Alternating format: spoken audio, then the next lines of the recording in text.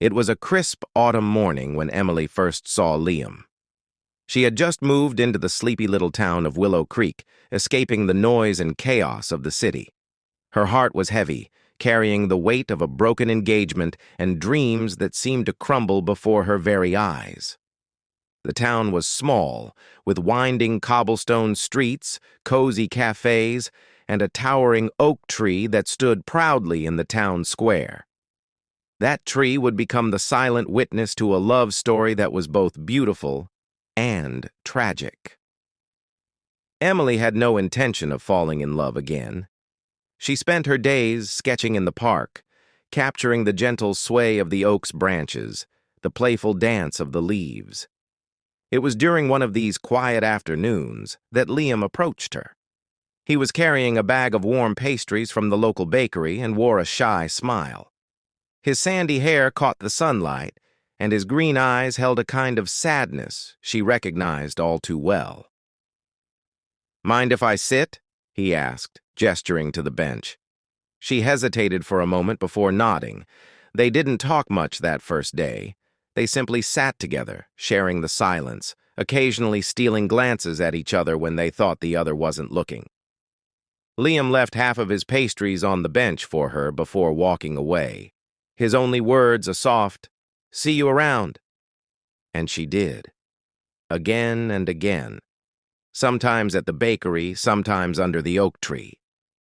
Their conversations grew from polite greetings to deep, soul-bearing talks. Liam spoke of a past he was trying to escape, a love lost to an untimely illness.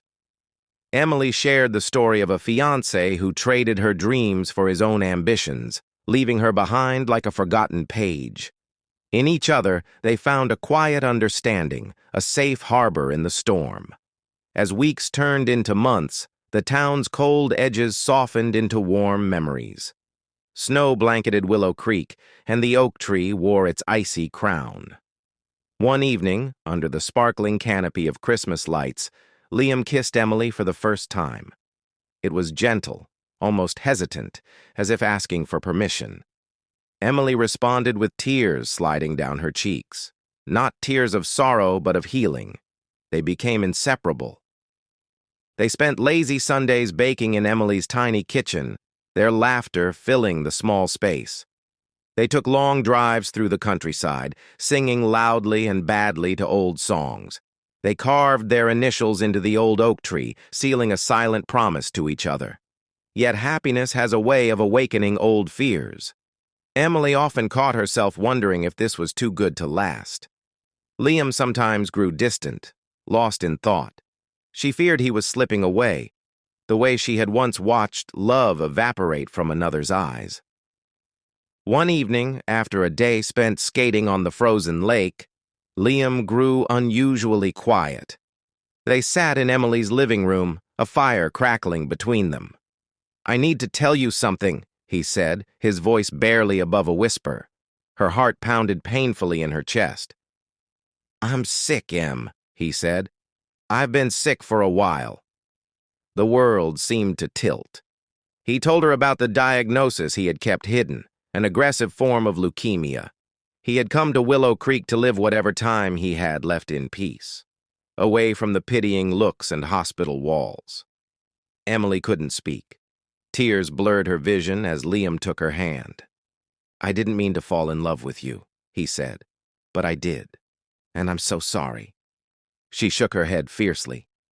"Don't you dare apologize for loving me," she choked out. "Don't you dare."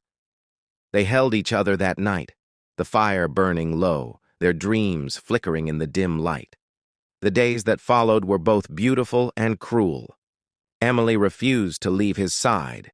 She took him to doctor's appointments, cooked his favorite meals, read to him under the old oak tree when he was too weak to walk. Spring came, and the oak tree bloomed anew, its branches heavy with life. Liam's body, however, grew frail. On a warm afternoon, they sat beneath their tree, Emily's head resting against his shoulder. "Promise me," Liam said, his voice barely a breath. "You'll keep living. You'll find new dreams." She wept against his chest, unable to answer. The next morning, Liam was gone. The town mourned with her. They planted wildflowers around the old oak tree, a tribute to the boy with a shy smile who loved pastries and quiet afternoons. Emily left Willow Creek a few months later, carrying Liam's memory like a precious ember in her heart. Years passed. Emily became an artist, her paintings full of trees and light and whispers of lost things.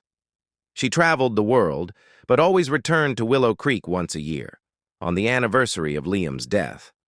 One year, when she came back, she found something new at the base of the oak tree. A small plaque had been placed there, engraved with words Liam had once whispered to her. "In another life, in another world, I would find you again." Tears streamed